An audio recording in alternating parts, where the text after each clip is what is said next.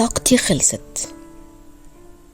أول مرة سمعت المصطلح ده ما فهمتوش كويس، أو ما وصلنيش إحساس حد بيقولي أنا طاقتي خلصت لحد ما جربته.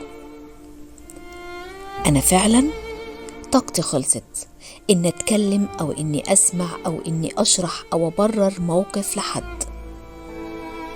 طاقتي خلصت إن أعاتب، إن أقول للي قدامي ما تعملش الحاجة دي لأنها بتضايقني. طاقتي خلصت إن أزعل من حد وبقيت أكبر دماغي. طاقتي خلصت إن أتناقش مع حد دايما مقتنع إنه مش بيغلط وإنه صح على طول، بقوله أنت صح وأنا الغلطان. طاقتي خلصت إن أقول لحد على فكرة كلامك وجعني وبقيت دلوقتي أقوله لا عادي كمل. فلكل الناس اللي بتقول إني اتغيرت، لا، أنا ما اتغيرتش، أنا زي ما أنا، بس كل اللي حصل إن طاقتي خلصت.